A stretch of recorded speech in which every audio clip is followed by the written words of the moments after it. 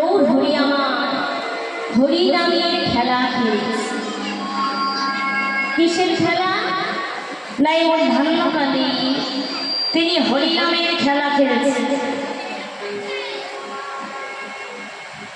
এই যে আমার গৌর হরি, তিনি বাবা একমাত্র হরি নামের খেলা খেলেছেন। কিন্তু দাপর যুগে কৃষ্ণ অবতারে যখন তিনি ছিলেন, তখন কিন্তু তিনি এই হরি নামের খেলা খেলেন।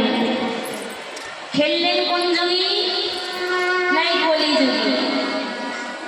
যখন তিনি গৌর হয়ে নদিয়া বাজারে এলেন, তখন তিনি তার সহচরগণকে সঙ্গে লইয়ে, তার ভক্তগণকে সঙ্গে লইয়ে হরি নামের খেলা খেলতে শুরু করলেন।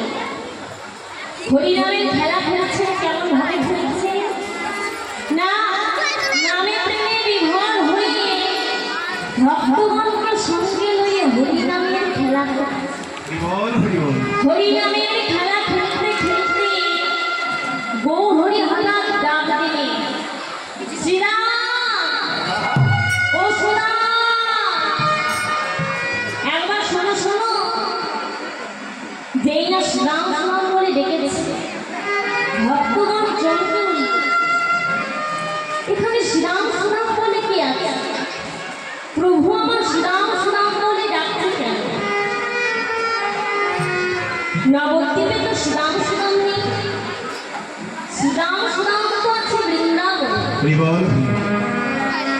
তাহলে গৌর হরি কেন শ্রীরাম শ্রীরাম বলে ডাকলেন? বলছি কেন ডাকলেন জানি না, কারণ গৌর হরির সে পূর্ব লীলার ভাব মনে পড়েছে। গৌর হরি সেই বৃন্দাবন লীলার ভাব মনে পড়েছে।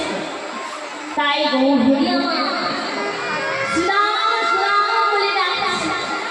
বলছে শ্রীরাম একবার শুনে যাও। সেই ভাবটা দর্শন করে পদকবি আমার খুব সুন্দরভাবে বর্ণনা করলেন। কেমন ভাবে বললেন?